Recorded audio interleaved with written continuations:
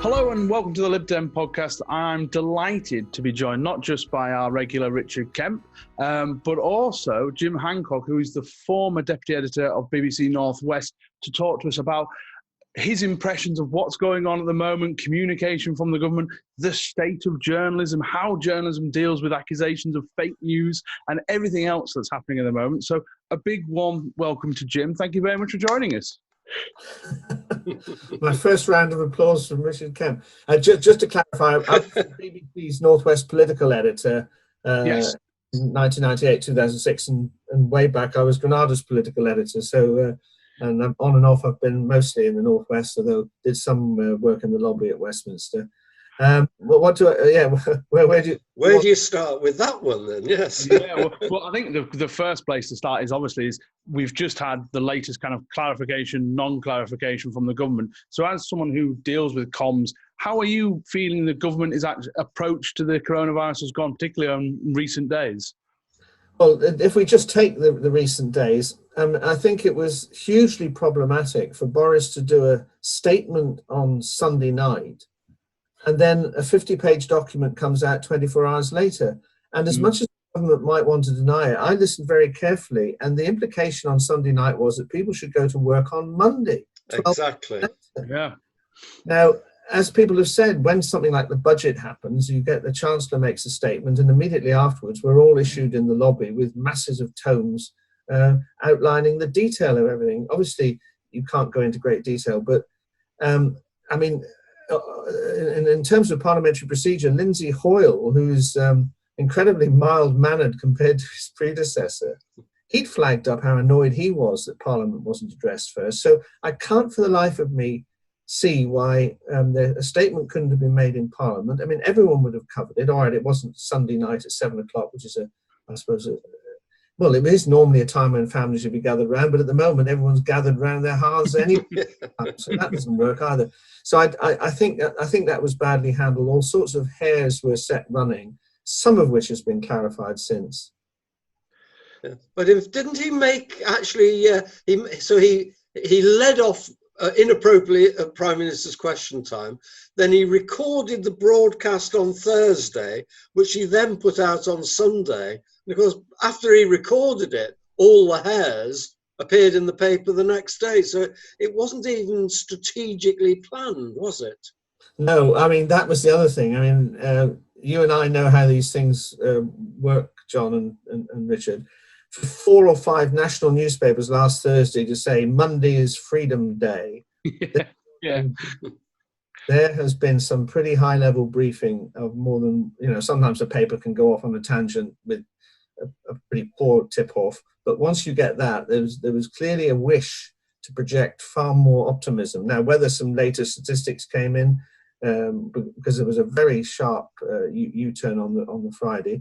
You're also right that apparently Boris Johnson's speech was recorded before the cabinet meeting on Sunday, and there are stories starting to appear that a lot of the cabinet are feeling very left out of all this. So, we all have to say, and I'm sure we all three of us agree, this is an incredibly difficult issue, a massive difficult issue for any government to have to deal with. That said, we're all, pleased that Boris has recovered from his brush with death and all those sort of things. But things are beginning to unravel, not least, of course, in terms of the devolution to Scotland, Wales and Northern Ireland. Yeah. I mean, I've no idea, in all honesty, what be alert means. You can be alert and still go and get pissed. I'm alert to the fact that I'm doing this. So, I mean, as a communicator, wouldn't you say the simpler the message, the better? Yes, well, stay home, of course, was the simplest of messages. And sadly, Boris has been wielding simple messages about getting Brexit done and things like that. And I think there was a great temptation to have a simple message. But this one certainly isn't. I think the problem was, I think they wanted to vary it because there is pressure to reopen the economy. And they wanted to vary it. And I think they've been thrashing around for some variation, but stay alert. it doesn't do it. No, it's interesting. I've actually, Jim, read your blog on Boris Johnson versus Starmer as well. And is this a kind of reaction to think, well, the Tories have had a bit of an easy run in terms of Jeremy Corbyn is a bluster politician as well, a bit like Boris Johnson. And now Boris Johnson has to become a bit more statesman-like to deal with the forensic analysis from people like Keir Starmer. So is this a response that this is the first time they've been caught out, really? That factory, someone was saying to him, look, we need a plan and you need to be clear about it. And they kind of dropped the ball a little bit this week. Yes, I'd very much like to come on to talk about how Labour have been playing this. But yeah, I mean, obviously, Keir Starmer is a different person for Boris Johnson to have to deal with. And I mean, I personally have never cared for Boris Johnson's approach to things. You know, I mean, Richard and I particularly go back to, was it 2004 when he was forced to come to Liverpool to apologise for his disgraceful attack on the city? He's a blustering politician, which I've never thought he had much behind him except a desire to be something. Yeah. So you've got that sort of style from Boris, and it's in many ways it's ill-equipped for this particular thing, which requires detail. He hates detail. I mean, he has certain merits in rousing the national spirit and all that sort of thing, but when it comes to detail, he struggles with detail. Whereas Keir Starmer, of course, a great details person. Now, I mean, there's pluses and minuses with everyone. I think the Labour Party are going to struggle a little bit because he's a bit of a charisma bypass. But it struck me, and thank you for reading my blog, that in Commons last Wednesday, in the particular circumstances that the House of Commons is in, where there's hardly anyone there, Boris hasn't got his serried ranks of loyal backbenchers behind him to roar him on, and he's only got Keir Starmer across the dispatch box. I mean, you couldn't make it up how things turn out in politics, can you? He's got to focus on trying to give Starmer an answer, and Starmer can put together, a forensic argument. You know how lawyers work. They sort of pick away. I thought Boris looked like the defendant, which really plays to Keir Starmer's strength. You mentioned Brexit before. I had an internal guess that you managed to get Brexit in within the first 5 minutes, Jim. Do you think that the government, that Johnson will now say anything that goes wrong, nothing to do with Brexit? It was the coronavirus. So he's got a cover for the 50,000 extra people that have been taken on to man the borders, as it were. He's got a cover for a hard border with Ireland. He's got a cover for not getting the fruit picked, etc. Nothing to do with me, Gov. It was that nasty Chinese virus. Yes. Well, as a sort of fairly extreme Remainer, I was not looking forward to, because that's the wrong word, because I'm fearing, the impact of leaving the European Union and being able to analyse it and present a case for why it had been a mistake. And some foolish people like me beginning to pave the way for remedying that mistake in some reconfigured European Union. But now, of course, as you say, all that is completely flattened. It's going to be almost impossible, I would have thought, certainly in the short term, to analyse the impact of us leaving the European Union. I mean, can we leave the agenda here? You must ask me the questions if you want to. But no, you go ahead. Well, can we? I'm quite interested in your view about this. I mean, I think probably all of us were Remainers.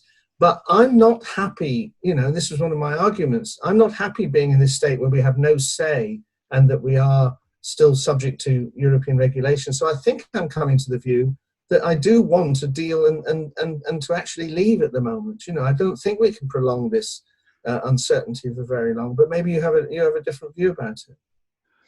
My view, just to start, Richard, was obviously we've got to avoid the crash out at the end of the year. That's absolutely key. And it was a weird play. And we're going to go on to Labour with Starmer not wanting to extend that extension, because whatever else happens regarding Brexit, to leave now on a cliff edge, or later in the year, beg your pardon, in the cliff edge, would seem entirely reckless when your economy is picking itself up off the floor.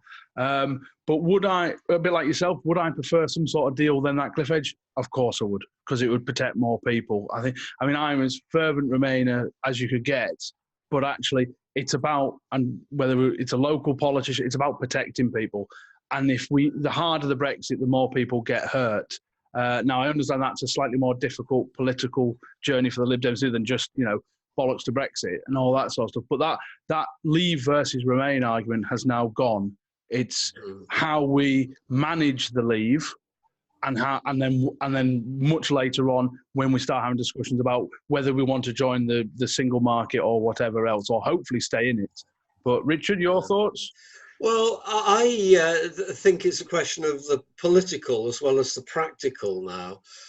Politically, I think it's bad politics. Having just voted in Parliament, I know that's not quite how the country voted, but having voted in Parliament to leave, I think we've got to go through the leave process and get what we can out of it. And the worst thing we can have is to leave with no deal at all.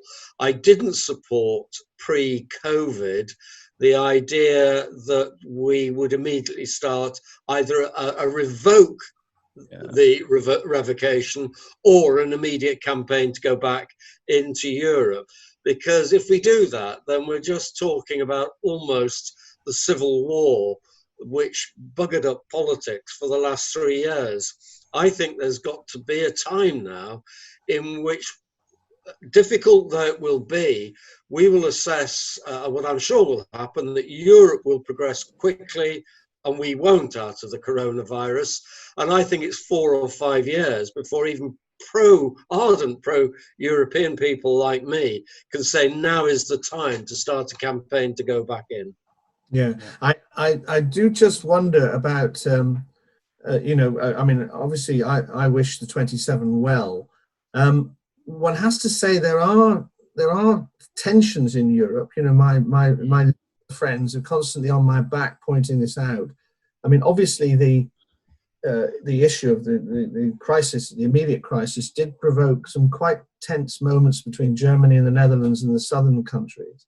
And the issue of Orban in Hungary, who seems to be treading on the principles of the European Union, and in my opinion, arguably Hungary should be suspended from membership. So the issues for the European Union, and I wonder whether there's going to be an evolution of the European Union, which might make it easier for us, as you quite rightly say, in 4 or 5 years' time to begin to discuss membership of that, because it would be a different argument, because I think Europe is going to be differently configured one way or the other. Yeah. Well, I think also that raises to my mind the general question that everything is actually going to be different if and when we come out of COVID. So I look just outside my window now, there are more people cycling than I've ever seen. I just take that as a simple example. More people talking about climate change, more people talking about the environment, more people talking about the community, more people understanding the problems of our carers and what's happening with the elderly in our society, particularly if they haven't got money. So in some ways, I think politics as a whole has to set a new baseline for an urgent discussion. What sort of society do we want in Churchward in Liverpool, in England, in the UK, and then in Europe? We build from the bottom up. But I think people are hungrier for change, not necessarily the EU debate, but for change in the way we run our lives than I've ever seen. Yeah. I mean, sorry, John, you come in. No, well, I was going to move us on to talking about Labour, but if you want to come in on just that. Well, he's absolutely right. How this will impact politically, one doesn't know. One sort of instinctively thinks that parties of the left, the Labour Party, the Liberal Democrats, the Greens, will have been aided by this. I mean, I'm constantly looking to see what the future shape of things was. I mean, I even heard Nick Watt on Newsnight last night saying, that some Conservative MPs are getting jittery that Keir Starmer could, Watt actually said, could win in 2024. I don't think that's really possible. But it just shows you that things can change quite quickly. And if there's I think the government, and the Tories are incredibly adept at manipulating themselves so that they face up to whatever the challenges are. But I think they're going to have to take on board the whole question of social care, of climate change, of housing, and also the way in which we work. Where I was listening to an interesting discussion this morning about the shape of our cities. There's a big application gone in for Liverpool Waters yesterday or the day before, Richard. Are we going to continue to build huge amounts of offices and things in our city centres? If more people are going to work from home and go into the office less, there's all sorts of things. Yeah, I think Liverpool's got outstanding about 20-odd thousand planning permissions to build, provide flat accommodation in Liverpool. Who's going to live in them?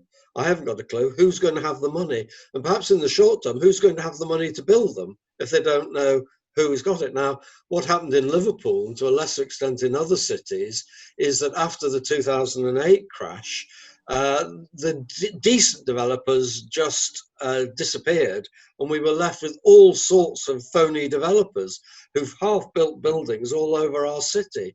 So there won't be the capital around to build the new schools, the new homes, the new anything. Although I think the government will go for shovel-ready schemes like more roads, things like that, which we can proceed with quickly. But in that case, let's have more cycle lanes rather than more roads. Let's have more pedestrian access. I know people who won't walk the half a mile from where I live to Allerton Road because they can't get up and down the curbs. So there are some simple things that we get going very quickly, but that's what people want. They want to cycle more. There's no doubt about it. Well, and that in turn has huge implications for some of the major transport things. Obviously, the third runway doesn't directly concern us here in the northwest. Third runway at Heathrow Airport, but one wonders about that. But more closer to home, HS2 ? Northern Powerhouse Rail. I think that still is valid because there will be commuting, and it's amazing that we've gone from absolutely massively overcrowded trains to trains with nobody in them. So I think there are going to be big questions asked about some of those infrastructure projects, and indeed about how the government are going to fulfill their commitment to the collapsed red wall for doing all the catching up things that they were pledged to do. I'm personally pessimistic. I think that any opportunity that can be taken to put these things on the back burner, we in the north have always suffered from that. The only other thing is that, of course, Johnson knows that he won a lot of those seats on the promise of that. So we'll have to see how that pegs out. Yeah, I think also that one thing that will really change is tourism. How many people will want to fling themselves in a metal box through the air with 200 other people? I think for the next 2 or 3 years, if I had shares in local hotels, this year might be ropey, but I think it'll pick up. And people say, I don't want to do that now. I will go. Last year, Eric and I had a brilliant 4 days in Llandudno. The weather was out. We were at the hotel before we'd have gone through the security, even at Liverpool Airport. Yes. I think the problem we're going to have is that, because I'm on Lancashire County. John, you wanted to turn to. Sorry, Richard. I was just going to say the problem we're going to have as a Lancashire County Council is we're already ready that there'll be a significant increase in traffic going around the roads as public transport struggles to figure out how to do with coronavirus. So we talk about the trains and increased infrastructure, but if trains can only run on 11% capacity of passengers, then actually there's going to be a huge surge in road users. And you're talking about the people are going to talk about the green recovery and what comes next and things like that, and we can't go back to the way things were. But there'll be another incentive to say, actually, we've just got to get the economy kick-started. Is the green recovery the quickest way of doing that? And it's very difficult. And it kind of then leads us on to talk about, okay, what happens next? And you've talked about the red wall and how does Johnson protect that? And Labour's dealing of this has been probably quite right, actually. I think they haven't played it that badly in terms of, cautious kind of criticism at the start and saying, okay, we accept the government's got a very difficult hand. And now to the point is you could accept any government struggling going into this crisis. A government making mistakes coming out is far less forgiving. And I think that's where Labour have put themselves in a fairly decent position. And just to point out, I've also don't think Labour can win the next general election. It's just too much of a climb in one go. But what it is doing, it's scaring the Tories, because under Corbyn, the Tories had no fear really that Corbyn was going to hit them in any way particularly hard. This is an opportunity, it's an awful opportunity given the crisis, for Labour to make gains against the Tories, given how badly they may or may not handle this crisis. Yeah, I absolutely agree with that. I think they have played it in the right way. They were supportive early on, and now they're doing the critique. Obviously, we're talking, I think, just before the Chancellor makes this really significant statement about the furlough. Furlough, yes, and whether 80% is going to go down to 60%. So we need to make that clear to people watching this. We don't actually know. But I heard Angela Rayner, the Labour deputy leader, being pressed a little on that this morning when she was just a little bit vague on whether she did think that the support should go down from 80 to 60%. So that you can see what the pushback will be. But after this is over, there must be some tax increases, even from the Tories, I would have thought, to pay for this. Yeah. I think we're actually being bugged, John, because just as we started talking about holidays, something flashed on my computer saying Matt Hancock has said summer has been abolished this year. So that was a very quick reaction from the government to the three of us. Where the Lib Dem pod leads, the government follows. Yeah. But I mean, interestingly, politics to me is, particularly in the Labour Party at the moment, is suspended. So we've got Keir Starmer being Keir Starmer in the House of Commons.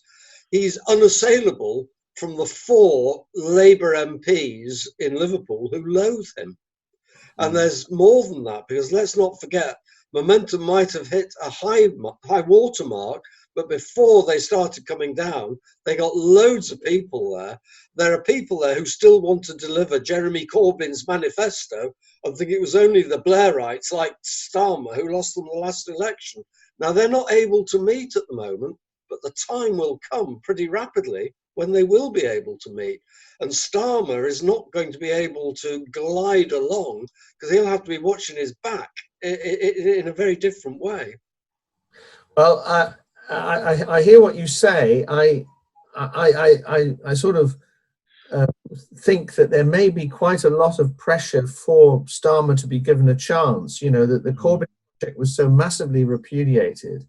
The people in the new MPs in Liverpool. I don't know, but I've got something to say about that in a moment. I'm not sure how well received a sort of an attempt to reassert Corbynism is going to be, at least until the 24 election, where I think John was hinting, and I think I agree with him, if you were looking at it objectively, we haven't yet come on to discuss the Liberal Democrats, which I'd like to do as well, but that the majority will be cut, but, how significantly will depend on whether Starmer gets goodwill going forward. On the subject of the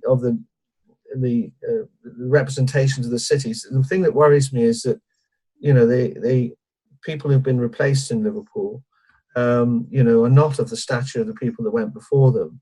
And over in Manchester, you've got quite a lot of MPs like Lucy Powell and so on, and Mike Keane in Wythenshawe, and Jim McMahon in Oldham, who are playing prominent roles in the Labour opposition.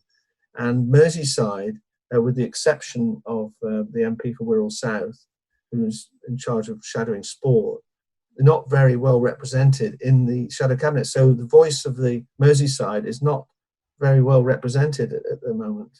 Yes. Of course, I do have a Liverpool perspective on this, having to see these people day in and day out making fools of our city, in my opinion. I also put in the 2 Eagles. I know they're not in the cabinet, but they are people of calibre that I can respect and work with. The other 4 in Liverpool, I can see no way that even Joe Anderson could work with them, never mind me. How do you think the Lib Dems are shaping in the circumstances? Well, obviously, the big decision that you've taken is to delay the leadership election until next year. And I don't think, I did catch my breath initially because, of course, normally parties, and in my opinion, wrongly, rush into choosing a new leader without fully examining what went wrong last time, because usually party leaders change after an election defeat. And I think, I think Labour could have done with more time to deliberate on it, but there's this pressure, particularly from the main party that's out of power, to immediately choose a new leader. But to leave the selection of a leader, well, maybe 18 months after the general election is pretty unprecedented. But in the circumstances, I don't, and in all likelihood, we're looking at a 2024 general election. Apart from, and you are better placed to discuss this, gentlemen, than me, apart from the possible implications of going into local elections with joint deputy leaders and nobody in office, but that may not happen. I don't know what the sequence of it is. I don't think an awful lot is lost, but I don't know what you felt about that decision to put it off until 2021. Well, the situation has changed slightly in that the federal board has agreed to have the election as soon as possible in the light of what's technically possible in terms of COVID, because there was a lot of anger in the party that we would only start it a year in May. And my own view is that we don't have joint leaders, we have one leader, because the leader of the parliamentary party is always recognised as being the leader. But when we've interviewed Ed on a podcast recently, he says he is constrained from what he can do as leader because he accepts he hasn't got a mandate. Whether it makes much difference out there, what will win us seats next year in what will be the biggest set of elections outside of general election ever hold is the door knocking, our ability to get back out, to deliver the leaflets, and perhaps some of the soft things we're doing, like the book thing outside my house, like the fact that we're sending out in my ward now 1,250 e-newsletters every week, which are avidly read, not least because we say which chippies are now we really do with the important news. So that's why we're saying to Lib Dem campaigners, just bloody well get on with it insofar as you can in the lockdown, because that's what gives us seats. Yes. It's an interesting balance, if I just pop in here, because we've had, obviously, the Lib Dems obviously are going to continue with their community politics as much as we can. But how then do we get back to any sort of critical mass to make a difference is the key thing, without winning the air war, or at least being functional within the air war. And that's something that's going to be very difficult for us if you only have an interim leader. Now, it was difficult enough for the Lib Dems even when we did have a leader. So that's a key part we've got to try and address, and whether that is through, well, me and Richard have had plenty of conversations about our policies we are very much in favour of, and they're good, well thought out policies, but they don't get across, and that's a messaging issue. Now, as someone, Jim, who works in the media, I know that particularly when you were BBC, there's guidelines on what airtime you can give to what party, but it'd be interesting to see what were your reflections on the Lib Dem campaign, particularly in the 2019 general election? I had great hopes for Jo Swinson, and for a moment when she did that revoke policy, I thought, yeah, you're always looking for distinctive policies.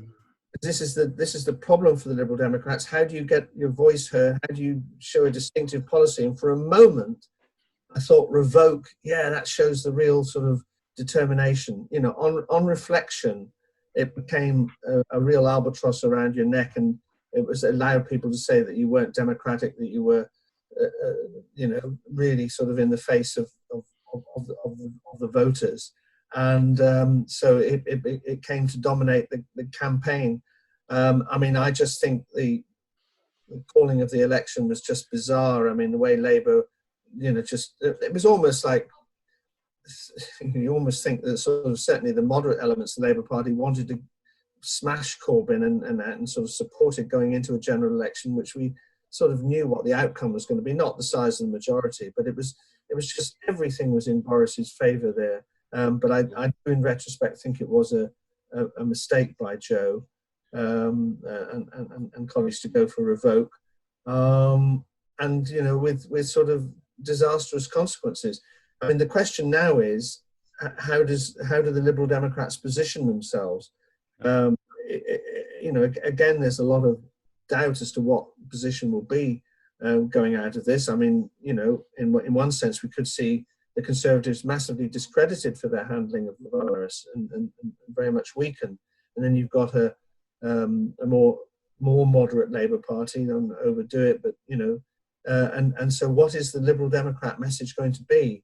I mean, absolutely, Richard's faith in local campaigning is long-standing and admirable, and absolutely is one of the keynote things of the Liberal Democrats. And I think it's going to be very, very important. But I'm not quite sure, and it's difficult at the moment to position the Lib Dems. Can I just ask one thing, going back to the issue? Was the delay entirely caused by the absolute inappropriateness of conducting a leadership election during a pandemic? And that was the only motivating factor. There wasn't a feeling of we need to have a big debate at conference about strategy and so on. Right. Well, the two things come together, because what's coming out on Friday is our review into the last general election, which would have played into leadership. But the fact is that you can't have an ordinary leadership election in these circumstances. So even though most people will do it through the media, we've still got 8,000 members and we don't have email addresses for them. The reason I asked that was because there was no move. I mean, you know, certainly in January, we didn't know we were going into a pandemic, and there didn't seem to be any early move to elect. In January, we thought we were going to do it this May. After the local elections. So it was only when the coronavirus struck that was changed to be a year in May. So we would by now have just kicked off the leadership election without coronavirus. That's right. And according to Matt Hancock, you can't have a hug without a vaccine. But John, can I assure you, with that beard, I wasn't going to give you a hug anyway. Yes, yeah. My lockdown beard is going very well, I think you'll find. That's a matter of opinion. By the way, I do trust politicians with beards. There's always been this thing that you shouldn't wear a beard if you don't want to get on in politics. But I always used to have a time for people like Frank Dobson. You know, I think what about moustaches, Jim? Moustaches are acceptable as well. Absolutely, a little. Calm down. That's what you have to say. You've got a moustache in Liverpool. Tony Greaves, you know, another. Well, to bring the conversation slightly away from facial hair, as much as I'm sure the listeners will be interested in it, I want to talk to you a little bit, Jim, about the press at the moment. I think it's been an extraordinary 10 years, really, in politics, right from coalition, Brexit, rise of the far left in Labour, rise of nationalism in Scotland and within the Conservative Party. What has it been like a journalist during those times, up against also the fact that whenever now a journalist prints anything unpopular about a politician, they say fake news, you know, attacking the very integrity of journalism. As someone who did journalism as a degree, I find it, you can't have a proper democracy without proper journalism. And trust in journalism. And so it's a really frightening time for me personally, thinking about how journalism is being almost at war with politicians or populist politicians. Yes. I obviously I haven't been in the front line of this. I mean, I often reflect on my what I now regard as premature decision to retire in 2006. Little did I know that immediately after that there'd be the great crash, and then the coalition government, and then So you'd have had fun, wouldn't you, with all those? Yeah. I mean, you know, I do some broadcasting, and I did write for the Liverpool Daily Post for quite a few years, and I do this a weekly blog, and generally keep in touch with things, and I am very interested in this interaction. I'm not sure how. I mean, one of the things that I'm not sure and I think it's got the BBC into some difficulty. And there's something that's grown massively since I was sort of fully engaged with the BBC, is this requirement by BBC correspondents to engage in Twitter and things like that. Mm-hmm. You know, there's this sort of thing that they mustn't show their affiliations. They must do things in a neutral manner. But in my opinion, as soon as you enter the Twitter sphere, you're in that to and fro with people, and it's very, very difficult. I'm not sure how I would have coped with that. But then, of course, we've got this overlay thing, which initially came in from America, about fake news and the internet, which is presenting huge challenges. I think there's still an appetite for genuine news, and I think that a lot of people are able to distinguish fact from fiction. But not entirely. And we've got some actors in the world who want to disrupt things, and we shall see.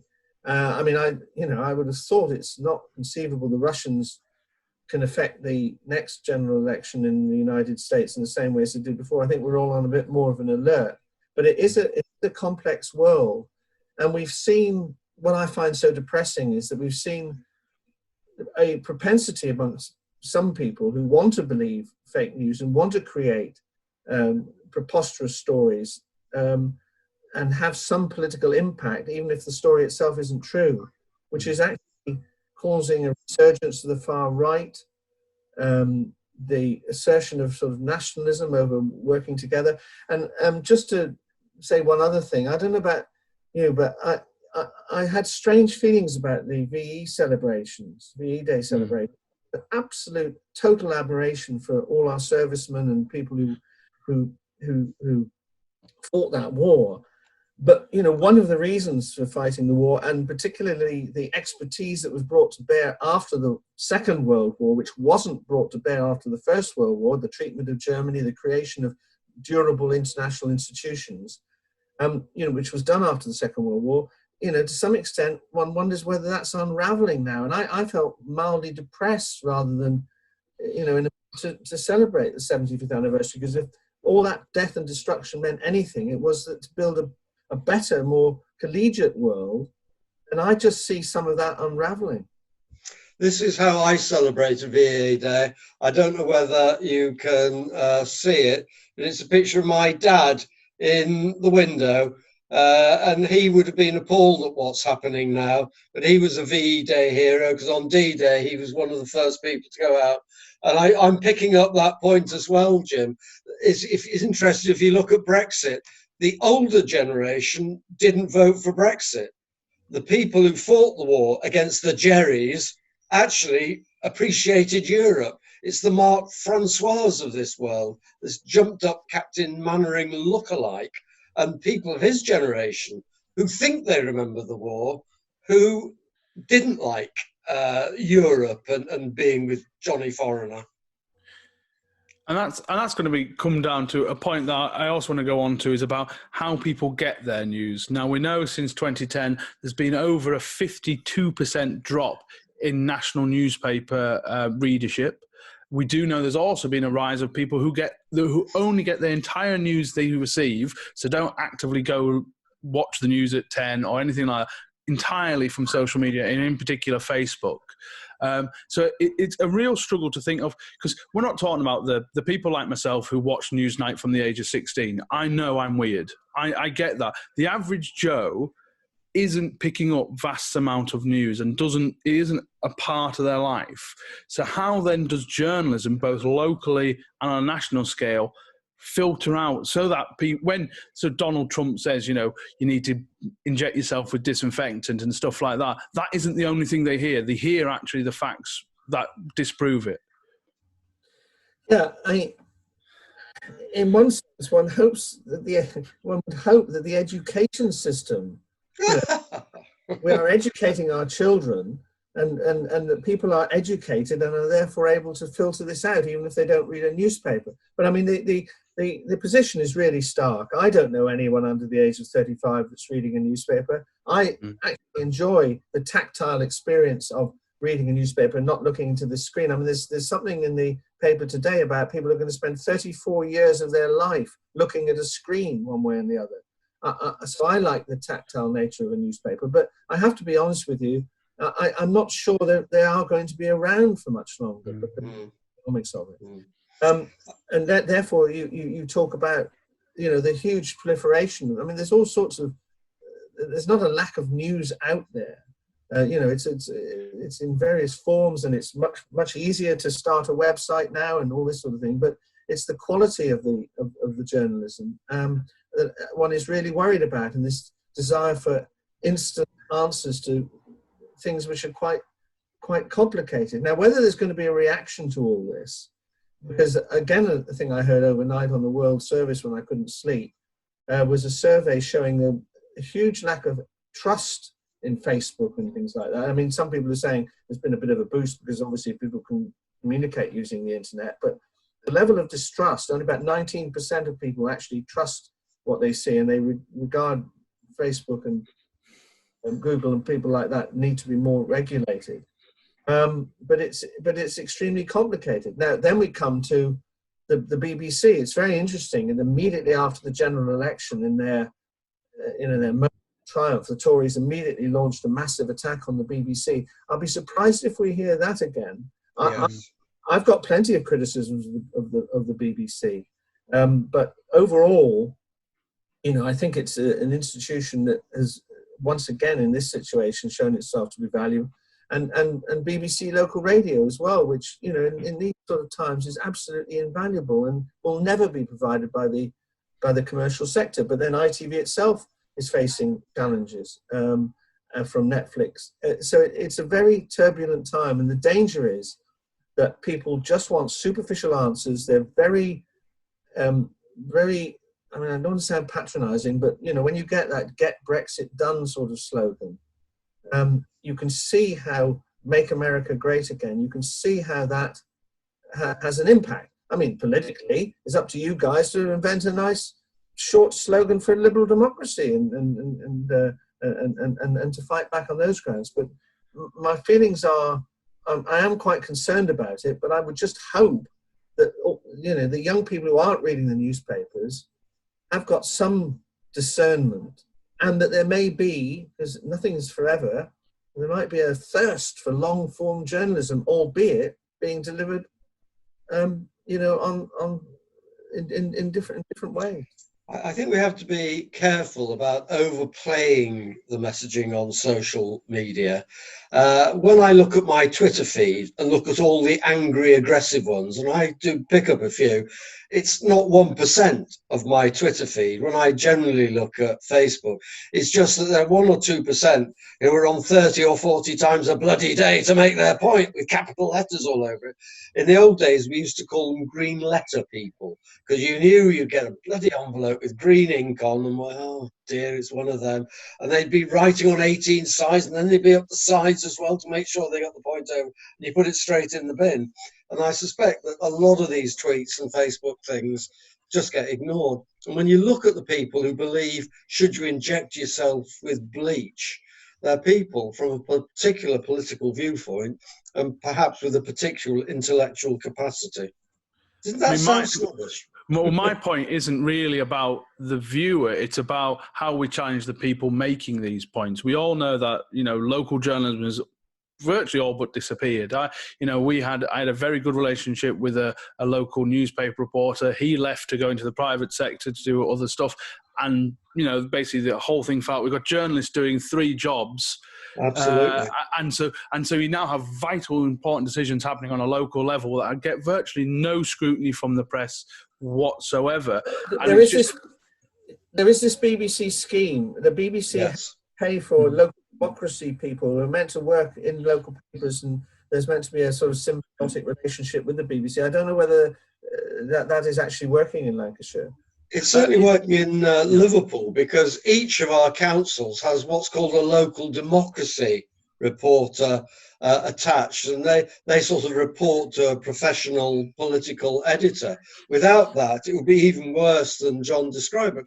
I can remember when I was a lad, at the press table at the front of the town hall there, you'd have an education correspondent from the Post, an education correspondent from the Echo, depending on what the subject was. You'd have the political reporter from the Echo, the political reporter from the Daily Post. That was at a time when local radio was just beginning to come in, so you'd have 2 of them hovering around. Now, occasionally you get 1 or 2 of them, and they disappear after 7 o'clock, because once they've got 2 articles, and I've had a go at Joe Anderson, he's had a go at me, there's no entertainment, they disappear again. Yes, I mean, we probably don't want to get onto this today, but just a side point, I remain a fan of the committee structure of local government. I think once it went into minutes and the journalists realised that the weekly cabinet meeting had all been pre-decided, that caused some diminution in it. But it's mainly been driven by the economics of not being able to provide, for local stuff. But the hugely serious issue. I mean, you're both councillors, and I know you'll accept this in the spirit that I mean it. you guys are less scrutinised now than you used to. And, the opportunities for, corruption or bad decision-making going unreported is something that really worries me. Interesting. I think Wirral Council is about to reintroduce the committee system, although that's been a bit delayed. And a number of the Liberal Democrat controlled councils have reintroduced it. For that reason, if there's going to be a debate, let it be a debate in a public place rather than in the group meeting beforehand. I mean, go on, Jim. No, the theory was that, because there's vast swathes of councillors who had nothing to do under this cabinet system, and they were going to form sort of select committee alternatives like they have in the House of Commons and scrutinise their colleagues. But you're in a better position to judge this, both you guys, that the relationship's a bit more intimate at local government level. The idea that your colleagues are going to really scrutinise you in that way, it's never going to work. Yeah. And I could give you chapter and verse about what's happening in Lancashire County Council, where basically all scrutiny has virtually ended from the executive, has basically stopped any questions of cabinet at all from opposition councillors, except for the two main opposition councillors from the Labour Party. So basically, as a backbencher, I have no ability to influence that decision at all. And we can make as much fuss and bother about it, but actually what Lib Dems here, listening, watching, have to do is win more seats. And that's kind of what if we want to make these changes, we have to win more seats. If we want, whether to change the electoral system in Westminster, we have to win more seats. And I think... Well, we don't want scrutiny if we control councils, do we, no. What we don't want to do is what the Canadian Liberals did, is get themselves into power, then realise, actually, we don't really care about PR and all the rest of it. So, but I think that's probably a great place to end it, because we are running slightly out of time here as well. But that was thank you so much, Jim, for coming on the Lib Dem podcast. I hope if you ever want to come on again, you feel more than welcome to come. It's been an absolutely fantastic chat. And like I say, me and Richard have got loads of stuff going on within the Lib Dem podcast. So all I can say, Jim, is thank you very much. And if people want to hear more from you, I take it, go to your blog and read your latest musings. Yes, on the Jim Hancock website, or it also goes on the Downtown in Business website, which is Downtown in Lancashire, run by a gentleman called Frank McKenna, who used to be deputy leader of the council, but he's been out of politics for a while. So I work with him, and my blog's on there as well. Brilliant. Well, thank you so much, everyone, for listening and watching today's episode. You can catch everything to do with the Lib Dem Pod online at Lib Dem Pod. Despite of what we've said about social media, we are on all those social Some media. of it's okay. Some of it's okay. If it's ours, it's okay. You can also subscribe and rate us on all your podcast providers. You can also subscribe to us on YouTube as well. We have now these episodes are on our YouTube channel, so please go check that out. Click the bell icon, and so you'll never miss a single episode. And once again, just thank you to Jim. Really appreciate it. It's been a fantastic chat, and we'll have another episode very soon.